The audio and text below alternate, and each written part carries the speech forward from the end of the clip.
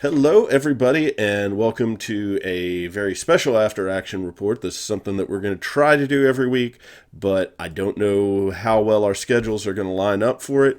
But as we're doing the Rebellion in the Rim campaign, we really kind of wanted to keep you up to date on what was going on and try to help you see what we're doing as we're doing it. So we have Garrett here, we have Reuben, and we have Nick. Reuben and Nick are our commanders. Reuben is leader of the Rebel fleet, and Nick is leader of the Imperial fleet. In case you don't know, I myself am part of the Imperial fleet, and Garrett is part of the Rebel fleet, so we've got even representation here. Yes. So, a lot of people are familiar with Rebellion in the Rim and the basics of it, but we are doing some things different. And I thought since Garrett's probably a little bit more familiar with the rules changes, I'd let him go ahead and introduce some of the rules changes before we talk about what happened this past week. Oh my gosh. Wow, you just laid that on me real fast. Let me talk. Let me get a No, piece of paper. no, that's okay. That No. that is all okay. Okay. Some of the Garrett things. Now I got it. Pop Okay, I quiz. got it. Pop quiz, Garrett. I was like, okay, we're talking about that. All right. So, anyways, what we're doing, everybody, is we're doing a Rebellion in the Rim campaign, and we're using a hybrid of our house rules and Iron Radio house rules in a system. We're trying to keep the game as balanced as possible and fun as possible. So, the biggest changes on the map. So when we have a battle, there's typically the winner and loser get a upgrade, and then the winner would get a higher point value upgrade, and the loser would get a lower point value upgrade. But what we're doing is the winner and loser both only get one upgrade because there's situations where you could get multiple, but now we're just going to do one upgrade per person, and then no point value uh, Restriction. limits. Okay, so we're doing that. But then the other thing we're doing is so that'll keep everyone's fleets building at the exact same rate across the board. So there won't be any crazy fluctuations. All right, and then you ask yourself, well, what's the point of winning? Okay, well, the point of winning, obviously, it's a campaign. So capturing important planets have important resources, building bases, supplies, repair yards, etc. And then the other thing is, in the Rebellion Rim, we're not using Armada commanders. It has a custom commander system, kind of like a role play where you build it as the game goes on. So what we did is every battle, both players get 2 experience points, and most of the skills in the back of the book are between 2 and 4 points. So by taking 2 points, you can take a 2-point lower valued skill, or you can save your points, and then after the second battle, purchase a 3-point tier. And as the battles progress, you can build on the tiers, and some tiers are 4 points, so it takes you that'd be like 2 weeks of waiting to get your XP thing. And then if you win big, if you get 75 points of MOV, or you get an extra point of experience as the winner. If you get 150 points, you get 2 XP as the winner.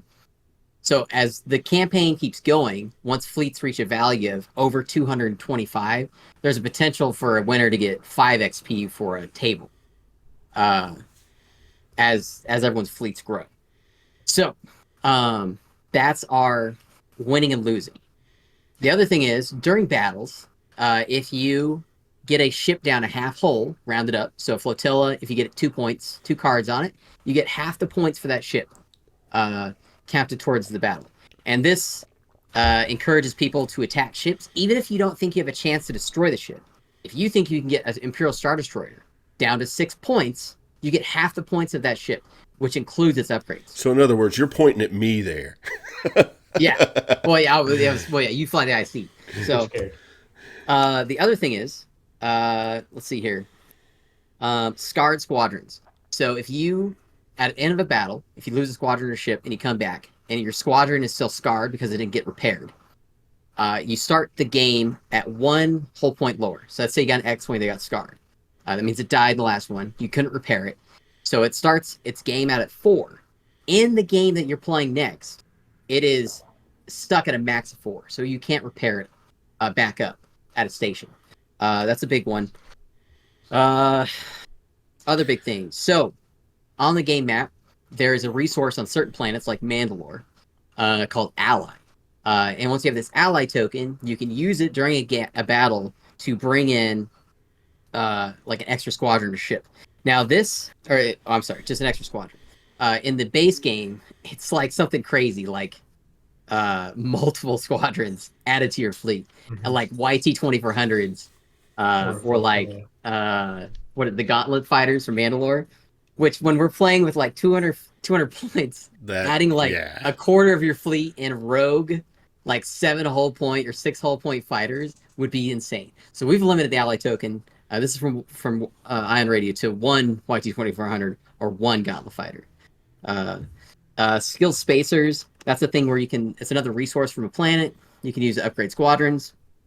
And then Spynets. Spynet tokens and additional effects. Spynet tokens normally, I think it's like a pass token during deployment.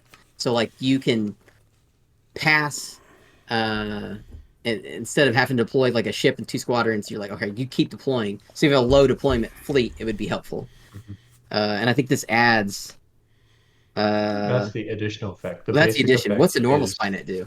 It's normally after fleets have deployed, redeploy one of your ships.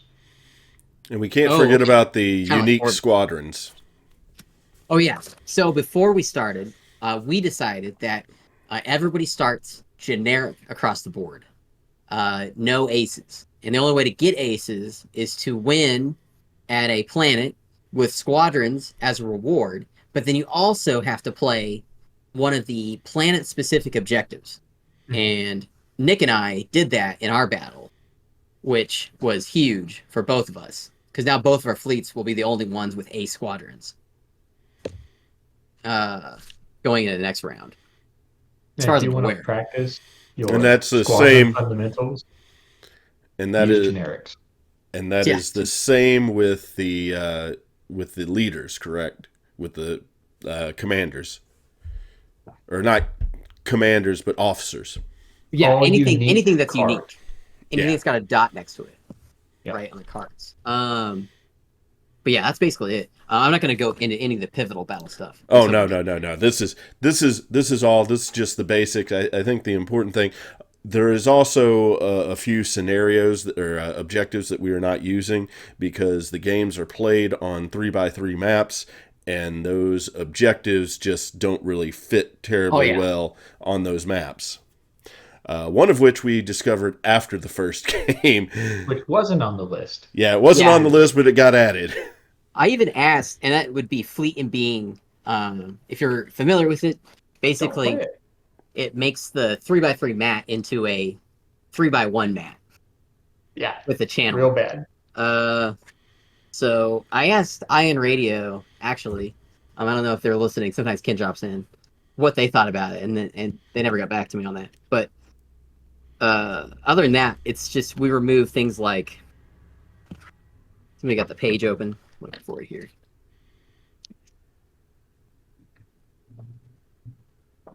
Here we go. Firelands is one, right? Targeting beacons, blockade run, because it functionally can't work on a 3x3. And then fire lanes, fleet ambush, planetary ion cannons. We're taking out fleet and being because we're not going to try and adjust the rules on it. And then intel sweep is the other one. But everything else is in play. Yeah. But each fleet, those objectives can only be used by one fleet within the overall group. So, like, if I'm using navigational hazards, which I am, then neither of the Nicks nor can Sean or Ethan use those. None of the other Imperials can use navigational hazards. Mm-hmm. Right. And also the thing we made unique was base defenses. So both of us start out with 3 bases on the map, and there's 3 types of base defenses: fighter, wing, planetary ion cannon, and a armed station. And each base has a unique defense. Which is kind of cool. And they're a secret, so we don't know if we attack a base, which one we're going to face. Oh, I don't know about that part yet. Oh, attacking a base, stop pivotal. Yeah, Yeah. so with this, I just wanted to give everybody a rough idea on some of the rules that we were starting off with. This is going to be the only time we go through this during these after action reports. After this, we are all going to just be talking about that map that you're seeing in the middle of the screen right now and what has happened this past week. So, what were the Imperial bases that we started off with, Nick? So, as the Empire, we started off with a base on Bespin, Sullust, and Kessel, um, which is going to give us some unique upgrade opportunities as well as a lot of resources every turn. Okay, and Reuben, what were your 3 bases? And Rebel Alliance took, let me see here. Don't remember them all off the top of my head, but we took um, I'm pretty sure Rodeo was one of them. Rhodia is one of them. We took, what's the Spynet one? It was Sector Open 1. your map up. You got Dantooine and Felucia. Dantooine and Dantooine. Felucia. Yeah, there's one. And Felucia's Resource. So we're playing a bit. I started a different opening strategy to use Spynet token to make some of our more dangerous fleets less predictable, and then use diplomats to force the Empire to attack us in certain areas and not attack us in others unless they want to take the low morale penalty. And a lot of my opening attack decisions were based off of how do we get to 2 resources to get a base down. But apparently we can't build bases in the first round, right? Because I didn't realize that was a thing. So we're not as behind with the outcomes of the games as I thought we were, which is good. Yeah, it's going to be yes. So the way the management phase works is the very first step is determine battle effects, which is where we would update the map and everything. Okay. And after that, you then construct new bases. So you have to spend resources. But then when we go down to step 3, that's when you actually gain. No, wait. Step 3. Yeah, gain no, it's strategic effects. Step 2, gain strategic effect tokens. That's when we get the tokens. So we have to actually build bases before we would get resources. So on turn 1, we won't be able to have the resources in order to build with. And then next turn, we will be able to build with and then get resources from our But new you'll bases. still be building on Thursday then, right? Because you gain the benefits of, well, no, because you didn't attack the planets, correct? Right. We have presence, so you can still build the bases with 2 resources. And so, which is weird because you still gain a token at a location with a friendly base or at a presence sticker you place this turn. So we will still get 4 resources this week. Okay. Or And build two this bases? past week. Well, so after next game, we're going to play one more game, and then I see. the first step will be battle effects. We will construct our bases with the resource tokens we got last week. Okay. Yeah, it's like a weird delay. So for the stream, we'll basically be declaring our assaults, right? We and our will. defenses, and then playing the games. I just want to say, after watching the way that turned out, we are not going to do anything like that on the stream. We will just do the fight on the stream, and we will discuss in after action report what led into that. Give people a preview, then talk about what happened, and that will pretty much cover everything there, I think. Makes sense, because there's a lot of... We were doing a lot of secret stuff, too, so it was like we would step away from the camera to go discuss with our teams. Yeah, so there was a lot of dead time, and and the audio was not fantastic for what we were doing, plus the view was not really great. So that's why you're not going to see any of this before the games on Thursday. That was a setup, too. Yeah. Like, we had to get everything ready. Pass out boy, bases, we have a good time. Defenses. We didn't even know which fleets were which fleets when we started. So, but now everything's cooking. Yeah, and we'll have all of this decided before we play on Thursday, so we can just get right into the game on Thursday, pretty much, and then we can discuss it afterwards. Before we do these videos, if we need to. So, But Yeah, speaking I kind of of, like having us all stand around and be like, role play and like yell at each other and freak out, it'd be nice, and but then I think it's play, kind of hard to do that. get the games done. Yeah. Yeah, they were kind of upset with us. Well, I wouldn't say that they were upset with us, but we were trying their patience, I think, at the end of the night Well, there. yeah, it took us a long time to get everything like settled and set before we started playing for real. Yeah, it was And about I don't think 7:30. it'll be that long this time, Yeah. personally. No, it'll be really fast this time. Yeah, So because let's the games go quick. let's go ahead The and games are pretty quick. talk about what happened here. I mean, everybody had 2 assaults and 2 defenses. So Mhm. where would you like to start, Reuben? So I opened with assault on um I mix it up Lothal. with Ryloth. It's Both. Lothal. Yeah. And the intent is, of course, to get the second resource to build a base. And I sent Garrett's fleet there because Garrett wanted the uh, chance at a base. So that's why we sent Garrett. And then Nick chose his fleet to defend. And then Nick, what was your first? Your pick was Ord Mantell after that? I think we launched an attack at We launched an attack at Ord Or Mantell. Mantel. Yeah, Yes, that with Yeah. you, Chris. the other Nick. No, I wasn't at. Oh, you were at Narshada? I was defending at Nar Shaddaa. Okay, right. So you were defending. Yeah. So we sent Nick Parrott with his Architect's fleet. And we To defended with our Providence fleet because our capital ship. Oh, we forgot to mention one capital ship per team. Well, one large base. One One large. large base, yeah. So our one large went to Ord Mantell to defend, and then we attacked.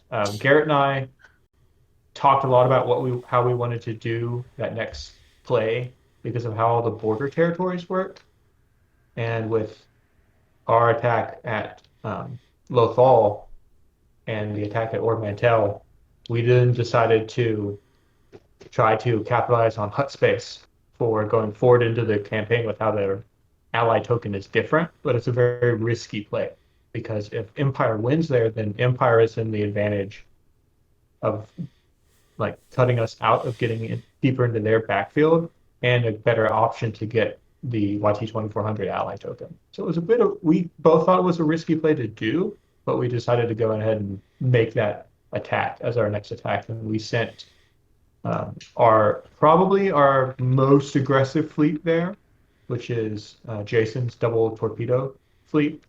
And Chris, you were set to defend, right? I was set to defend, and unfortunately for me, I did not fly as well as I would have liked to have.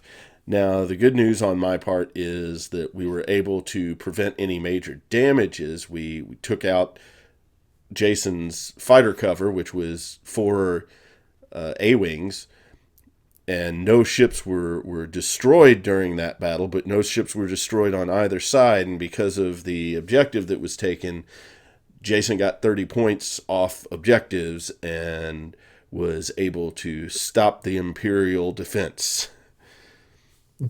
Yep.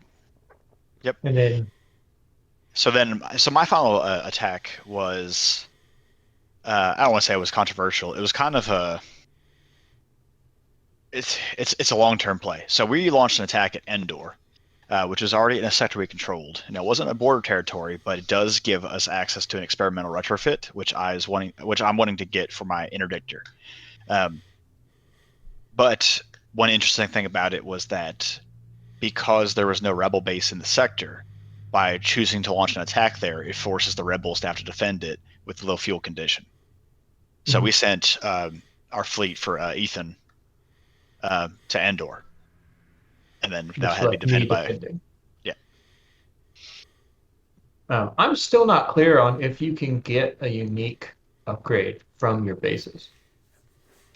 I think we decided the way we were going to do it was Yeah. if you played a unique planetary objective at your battle, you could. And the way we balanced it was only one person on each team can take an upgrade from a base instead of the planet they fought at.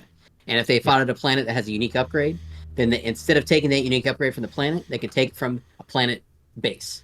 So as long as you play a green wherever you are. A green wherever you are. or planet objective, because some planets they'll replace your red, yellow, or blue with a specific one that's on that planet. Oh, those ones count too? Yeah, I thought they didn't. no. Okay. As long as you play a planetary objective on the map. So, like, for good. example, at Ord Mantell, advanced gunnery is the planetary objective. So the second player would replace whatever red they have with advanced gunnery in the deck. And if they play advanced gunnery, then that would count as the unique. Oh, we need to tell Jeff Upgrade. he played AG. So are we? Yeah. Okay. Is that And something Nick. Nick as that well. is something we changed from base rules? No, that's not a change from base rules. That is the planetary objectives. Okay. Well, because base rules outlines campaign objectives. Yeah, they are not the But you're saying objectives there planetary- are not planetary objectives are not the same thing as campaign objectives because there is a symbol next to the campaign objectives. Right. Maybe I'm wrong. Let me look in the book. Yeah. I thought we it were was just kind the of. greens. I thought we are kind of on the like idea that like, hey, if you're doing like your one base upgrade, making it unique isn't like a big power swing. I think it could be. Oh. Well, but there's 4 players on each team, so Yeah. Like, also there are 4 players on each team, but we only place 3 bases, but we're also playing to 6 points before each pivotal battle. Because in the book it says 4-5 for 2 players, 3 players. So I said, well, that math checks out. So we're doing 6 for 4 players, but only playing 3 bases. yeah, there's gonna be some rules that are gonna be a little different because we're having that extra person because the campaign was built around 3-on-3. And then the rules in an S shape. It'll be fine. But from a story perspective, at Nar Shaddaa, the rebel scum were able to slip past Admiral Salem Cinder's blockade to get in and gain the resources that were available there. It was a sad day for the Empire. It's very frustrating for Imperial Command. I saw the giant blob of debris right in front of the ISD, and I was like, "What objective is this?" And then I looked at it, I was like, Yeah, my that's own spooky. objective was used against me. Yep. Don't you just hate it when that happens? I do. Let me tell you, I know the feeling. Okay. Nick is right. So campaign objectives, or Chris, I don't know. Our campaign objectives are the only ones that you can get unique upgrades from. So you have to have that little symbol because it's the 4th category. Yeah. That was my mistake. I thought it meant planetary objectives or campaign objectives. I mean, like I said, since we're doing it with so many like an extra person stuff, I think the one unique being like your one base thing could be unique. I don't know. Yeah, if you play a green, I mean, it makes sense. Well, the green. If you play the green, you get the unique. Right. That would be the that is campaign covered by the rules. I'm But- saying we just gotta make it the addendum to like, well, since there is 4 players, we're not always gonna be playing green objectives. Getting the unique, if we're spending that once per turn base upgrade, that once per turn base upgrade could be unique. If we're all in agreement of that.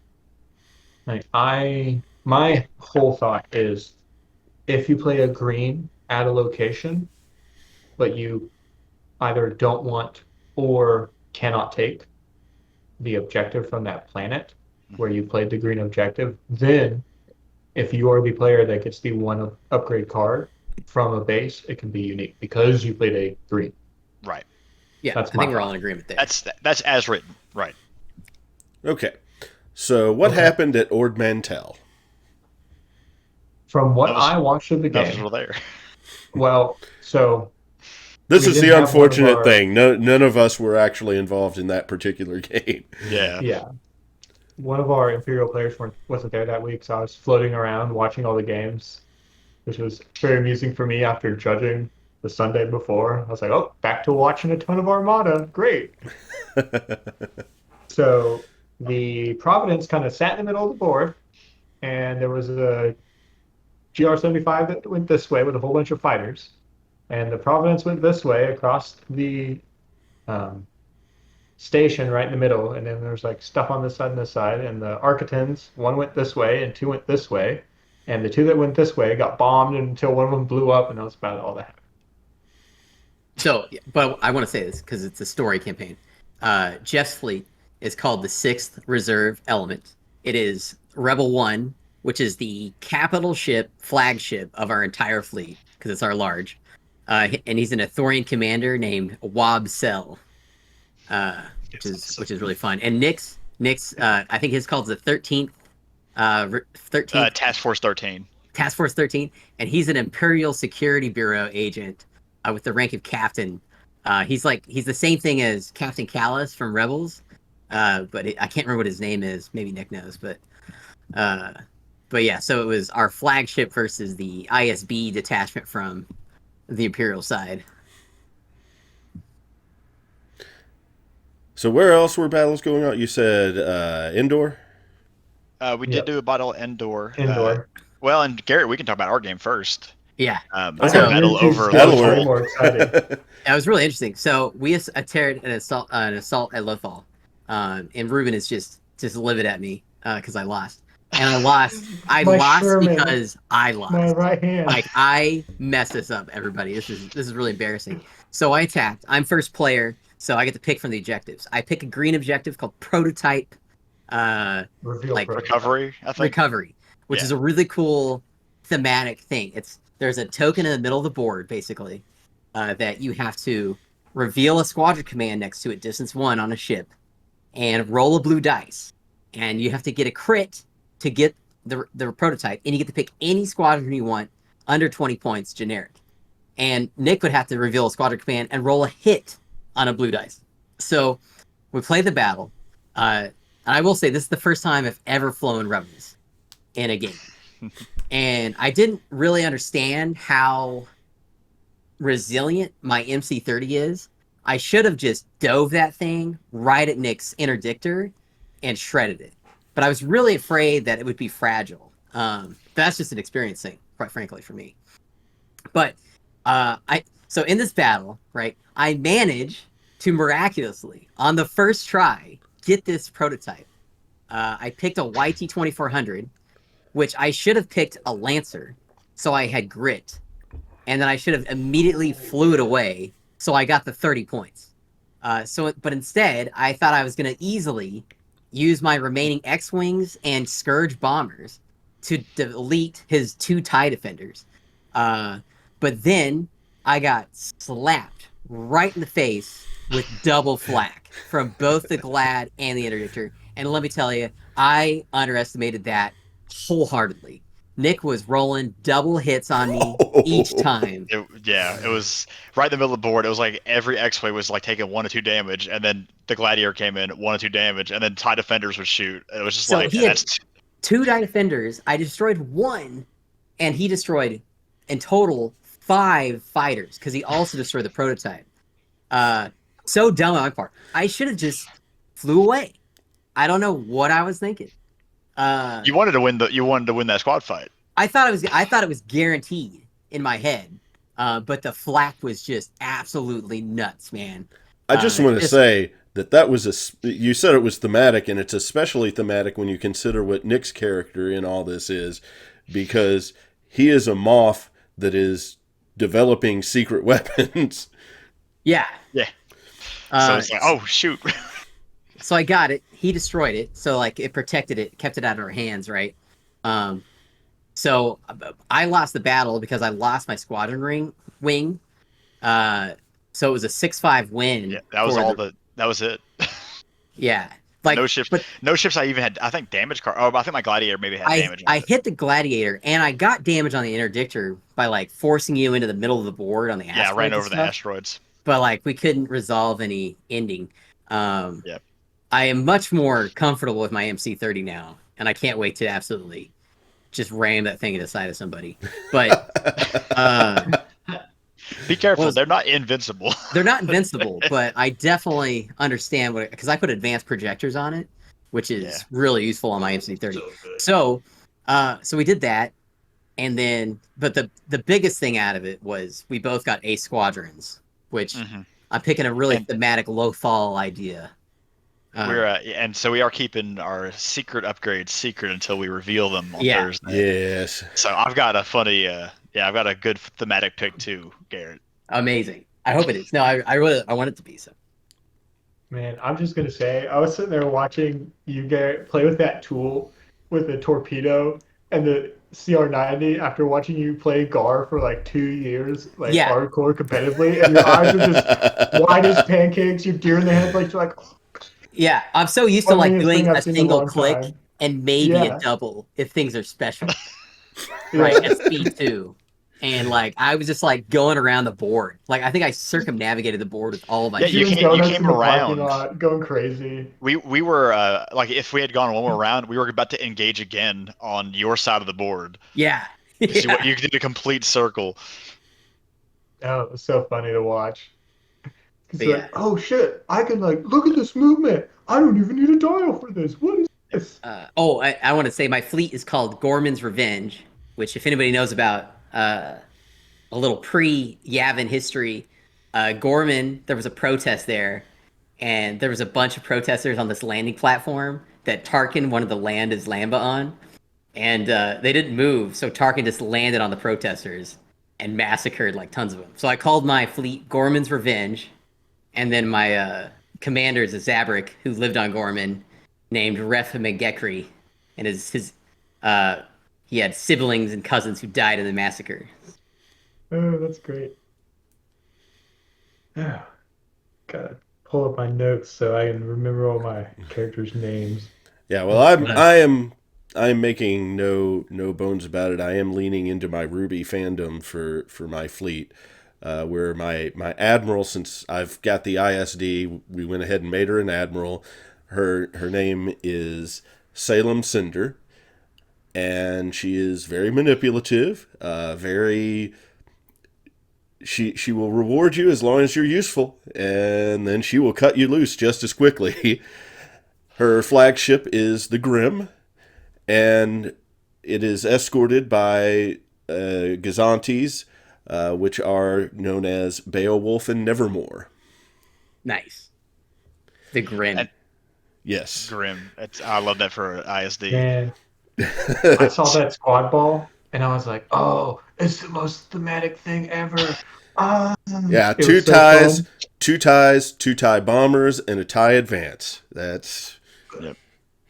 Love it. Yeah, and Well, I guess we ought to talk about our game, Nick, right? we can. I think that's Or the last game to talk about, right? yes, it Yep, is. pretty much. My sad foray into the sad We Pelta and we learned some Zebulon things. P. We We learned We some learned things. some things. I do want to throw a note out here that Nick was running two fleets this past week because the pairing that has the fourth Imperial fleet was actually unavailable this week while we got schedules figured out. So from this point on, it should be a back and forth that I have detailed on the Facebook page. You guys can catch up with everything there. But for this week, Nick was flying that fleet. Hmm. Yeah. So Pull my yeah, so notes we here. sent so Ethan's fleet went to Endor and had defend or defend, uh, which Getting not a an little bit intentional. choppy there, Nick. Sorry. So Reuben had defended Endor with low fuel, Mhm. which was not an intentional deception, but it worked out in my favor. Oh boy, did it work out. Yeah, Oh, so we had a green campaign objective there called pilot defection, and I looked at it, and with my like no squadron fleet and Reuben's heavy squadron fleet, I was like, I am not picking an objective that requires me to get a squadron away from Reuben at the end of the round. Like I cannot risk that. That's not going to work. So I looked at the objectives and said, oh, fleet and being. Okay, let's let's try that out because I was running this list as a victory star destroyer with a gladiator one. And so the idea is that the Vic slow rolls in the middle of the table. It projects a little bit of force with its red blue dice. The gladiator is there to kind of sharp flank, come in, and they kind of work together, taking down a big ship or something. That's the idea. Uh, Fleet and Being just means that it forces everybody into the middle of the board, which makes the victory's job a lot easier. So I'm like, oh, I gotta take Fleet and Being. Like it's almost a no-brainer. oh yeah. Um, And so we picked it, and so I'm setting up the 3x3, and I'm measuring. I'm like, okay, so this card says 1 to 5. I'm like, that cannot be how this is intended to be played, because on a 3x3, what distance 1 to 5 is a foot, and so you go in 1 foot from one side, and then you go 1 foot in from the other side, and then you have a play area that is 1 foot wide from deployment zone to deployment zone. And with the low fuel condition, if you end your turn in your deployment zone, you lose your objective token. And so the low fuel condition is I choose either Reuben's ship start at speed 1 or he starts against his back edge. And I said, well, obviously you're going to start in your back edge because you cannot get out of your deployment zone with all your speed 2 ships. And so Reuben was forced to lose an objective token on all of his ships on the very first round of the game, which meant I think the GR-75 and the Neb had no tokens on it, which are 15 points each. Well, so I deployed Pelt in the middle, facing the station. There are debris fields to the wings, and then you put a bunch of rocks around the station. And then I have an upgrade that I adore with B wings because it lets you deploy your squadrons at distance 3. So I put the float in the middle, put the B wings in a line at distance 3 from the float, so they're basically in the middle of the table already, and I'm on my own board edge. And then the Pelto went to the right, and then the Nebulon was, cutting through, flanking. And my plan from the beginning was to try to attack the Victory, but I had to manage my engagement tempo appropriately because it has decaps, and I don't have anything to keep any of my ships from getting just smoked immediately. Say what decaps do. Disposable capacitors is an offensive retrofit that you can discard on a small or medium ship, and for your attacks that round for that ship, you may attack with your blue dice at long. So that means that the Victory 2 goes from doing 3 red dice at long to 3 reds and 3 blues. And if you throw a Confire in there, you can Confire in red or blue because you've gathered your attack pool and you have all of your dice already in your pool because it manipulates how your check range step. And if you have a Confire token, you can just reroll one of your 3 reds. And statistically, if you have 3 reds, your likelihood of rolling a blank is about 30-ish. So having 1 Confire token means you're basically throwing an optimal pool of damage. And when you're shooting at small ships like Nebulon Bs that don't have any defensive retrofits, you just smoke them in one shot. And it's really scary. So I have to manage my approach so that I can somehow, hopefully, shoot his Victory as it floats into my range, not get locked down by his 2 interceptors, and also keep Demolisher, because every single gladiator I see is called Demolisher. Normal Demolisher. It's a Glad 1, right, Just Nick? Demolisher. Yeah, it's a Glad 1. This list has a Glad 1, yeah. With ordnance experts. Yeah, just gave more from crashing into my flank because I couldn't put the Nebulon facing it to joust because the gladiator will go to a Nebulon and just kill it like dead, crazy dead. You got a brace token. Oh, because that's gonna save a 1 shield side from 4 black dice. Okay. Don't let me get to the side. How? As your first speed 3 now. Am I just supposed to I really thought about just going and just flying away immediately because I pretty much looked at the deployment of the game and what the state was, and I knew it was over immediately. So, and Reuben, I want to bring something up. One thing none of us considered, and Chris, I think some of the newer players may not even be aware of this in Rebellion in the Rim. At any point, you can declare a hyperspace retreat with your ship. Yes. After round 4. Is it round 4? It is round 4. 4, 5, 6. Okay. 4, 5, and 6, yeah. Well, I don't know if that would have mattered. I know Jason's aware of it because Jason and I played Rebellion in the Rim previously with a less experienced group. If I would have maybe saved the Neb. Maybe. But that doesn't save the fleet. So yeah, anyways. If during round 4 and subsequent rounds, when you reveal a command right, dial, you immediately declare a retreat, discard that dial. If that ship's alive at the end of the turn. At the end of the status phase. Yeah. At the start of the status phase. It doesn't get scarred, but the opponent still gets all the points for it. Yeah, but it saves you from having to repair. Yeah.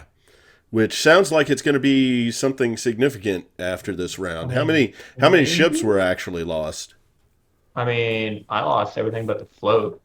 So here's But my question. let's Here's my rewind. question, Reuben. So Yeah, your fleet got destroyed at Endor. Okay. yeah, yeah, Is the Rhodian alive? yeah. Oh yeah. He was on So the GR75. is he coming back as the commander, Oh or yeah. Yeah. I'm not giving up on Brock. Brock didn't give up on me. I got Brock. He knew better. He saw what was up and was like, I'm out. yeah? So We're that good. means what's going to happen is Reuben's retiring that fleet, and Probably. we're Yeah, buying a pretty new one, much. basically. Yeah. Yeah. We're We're getting it engines. donated from But I don't let's know like talk about Montella. some high points of this game and some like terrible low points that I'm going to talk about because I'm going to vent about this, right? So high Yeah. points, okay? Demo come like okay, demo preference little asterisk, just the It's not gladiator. demo. It's not actually demo. Demo comes crashing into my flank because all demos do that. They sit at speed 2 and they lurk around a little bit and they jump to speed 3 and go and come at you. And it comes into my pelter like this, just clipping the station because I've kept all my B wings on obstacles so that he couldn't lock me down. And it's really engaging to play this game at 200 points when you played so much competitive 400-point play because every single like micro decision you make, you can like make those same decisions in a really focused area and be like, all right, I'm absolutely optimal here. Absolutely optimal here. So I was doing all that, and then my plan fucking exploded. It was bad. So Demo comes in, he's got me double arced. I'm looking at the VIN right in the nose, and I'm going at speed 1, and I'm trying to dodge the pork chop. Because the pork chop's little nub is Put that sticking right out there. of It was the perfect. yeah. And I'm like, boys! And we send in all the B-Wings with dial plus token into Demolisher's side. Asterisk. And, oh man, it's just 2 damage to 3 damage all the way home. Nick's just got sweat beading on his chin because he's been thinking about the B-Wings for like all week. And it's just icing him down. And he's like, the last attack. He's Spent like, every defense token. do I spin this token? Oh, because I'm gonna get double arc shot by the front of the pelter. Oh, and it was like 3 minutes of and I'm like, oh, I don't know either, man, bro. This is such a hard decision. And you're like, yeah, go do it. And then I throw the dice, and he lives on 1. 1. Ah! And guess And who then got my that? poor Guess who got Pelta, to activate? yeah, my poor Pelta has to go forward, hit the pork chop, take the 2 shields, and then get blasted. And it lives on 1. And the demo goes speed 2 and just, pivots out, right? Just land on the And it station. clips the station again, moves its shields around, and it's on 2 hole left in a double arc from my rear to side. And somehow I don't die to that victory shot. Like I'm alive at like 1 or something, and I go with it. And it dials another squadron, and I have one of my B-Wings, the absolute champ, goes 3 damage to one of the interceptors and pops it and unlocks his buddy. And I'm like, do I just take the obstructed rear shot? Is that what I do in this situation? What is this game? 200 points don't make any sense. And I took the shot, and I rolled a hit crit, and he had no tokens left.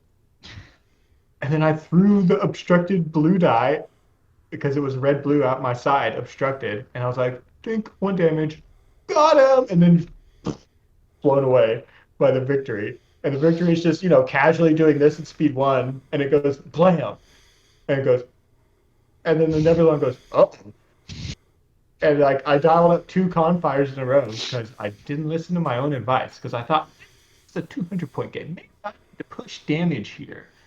Don't push damage. Run. Get out of there. Yeah, so I throw like 4 reds on that first turn and do like crit, great, Redirect. blue, redirect. And then I like scoot towards him, and then he goes. Oh, it was so frustrating. I hate Nebulon Bees. I hate Whatever. Nebulon Bees. I think it was the objective that was real weird there. But It was when I'm the going objective forward, didn't help, okay? so that fleet's gone, right? It So got destroyed. let's like rewind 48 hours from that point, and let's focus on the point where Garrett and I are like sitting there together and going, "What yellow do we pick for this fleet?" And you know what Garrett says to me? Garrett says, "Fleet and Pig, man, it'll be Yeah, good." well, it was the best one for like the command dials in your ship, but we did not consider the 1 to 5 Right? edge at all. Yeah. Because Garrett, being the guard player, he's like, "Oh yeah, Fleet and Pig, it's gonna be so good." And I was like, "You know, that makes sense." Yeah, no, I did not think about In the the 1 to end. 5 edges. It Yeah. was bad. So Oh man. it sounds very much like I came out of that with the least damage of anybody there. Because I the mean, only I lost the a only wing and 2 ships. the only thing What'd that you I lose, Chris? lost was a tie advanced. Oh. Yeah, and Yeah. you can repair it. Yeah. So everybody gets 1 repair per base. Yep. Well, I figured that the Well, repair the team gets 1 repair per the base. team gets 1 repair per base, and I felt like the team probably has better It's uses for it. It's per each player, Is it each player? each base. Oh, Per wow. player. Oh, okay. Yeah. Oh, Can but- you share? I mean, I lost 1 tie defender. So you're healed. I Yeah. lost 4, but I have 3 bases, and I'm a repair expert. So I lost all mine are repaired. Yeah. Yeah. and I I think everybody is repaired, actually. and I I don't just think anybody lost that much stuff. I just want to tell you that Admiral Cinder is pissed. She should be. She got a stern imperial talking to in that post action report. And somebody is going to feel that vengeance. Yeah, your first officer, right? It's your XO's fault. Not your fault. It's your XO's fault. So, Yeah, so we're gonna, while we're we gonna are think not about, while we are not exactly going to share with you our plans for next week, we can give you some, I guess, a warm up for next week. Which, Well, as I said, Cinder is pissed, and something's going to happen. Well, the 4 of us have been like the kind of 4 core people talking about the strategy of it, right? Yeah. So like just the map and like the picking the attacks and all that stuff. So let's just talk about how it felt to do that, right? Because we played a ton of Armada. We played a ton of competitive Armada, and the stakes of these games, oh, they feel so much higher. Oh, yeah. Because it's like, oh yeah, like I'm sending my lieutenant, this guy over here, to go get him, and like he needs to win this battle because I've like looked at this, I've like planned my strategy. I'm sitting there at Grant outside of Vicksburg, and I'm sending in Sherman to go get him, and it didn't win, he didn't get right? him. He didn't get him. No, I get it. So now I'm gonna Empire- go. The Empire picking 3 resource bases was It's- real good. That's the Oh, it's strategy. gonna be such a problem. That's the strategy right there. I really wanted to. I went with resources because, well, one, I went with resources and I went with high point value locations because when we do eventually fight base assaults, I want us to get the points, like the campaign points off it. But I went with resources because, like, putting down bases is how we're going to continue to expand and get more resources, more strategy tokens. It's going to give us access to other sectors. Like, it also clears conditions. Resources do. yes, yep. Low fuel or low supplies. Low supplies. I don't think you can clear low morale. How do you clear low morale? You have to do one of the missions. I don't remember which one. Low morale. Yeah, it's on something. Because you can clear low supplies or fuel by doing the supply raid mission or spending a resource. That's right. Yeah, each one had like an additional way you can cure it. Yeah, I think learning what I have learned today has actually changed my thought process on what I was going to suggest for our targets, Nick. And Yeah. and like the role play and the smack talk and having our own little chats, like, guys, this is so fun. It's so fun. Because I was sitting there and Jeff was playing a game that's like really important, right? And I'm sitting here watching Jeff's game, and if he wins this game, we have presence at Ord Mantell. And us having presence at Ord Mantell opens up a whole section of the board and a whole new strategy thing. So I'm like, come on, Jeff, give him the business. Get him, right? And like, oh, it's so fun. Like, I would not play this with new players, period, because Armada's too much. mental load to like learn. But now like we're all seasoned and we know what we're doing and we're all making good decisions. Oh, I think new players can play this if there's Enough experience on the experienced team. players guiding. Yeah. It just can't only be new players. Yeah. see, I would be a little Okay. concerned if the new player got punching bagged by other people. But go ahead, Garrett. Low morale is cleared with the skilled spacers token, Okay. Mhm. and supplies and fuel is the resource token. Right. Okay. But yeah, but no, rebels are on the back foot here as far as resources go. It's got to be our thing now. But on repair, you guys are set. Yeah, like as far as repairs goes, like we can lose whatever we need to and be okay, Yeah. which is pretty big. Because So both, far, the because scarring. both Nar Shaddaa and Ord Mantell provided repair. Yeah, scarred Yep. squadrons aren't the worst thing in the world, but scarred ships suck That's because the you big lose one. a defense token. Mm-hmm. That could be a problem.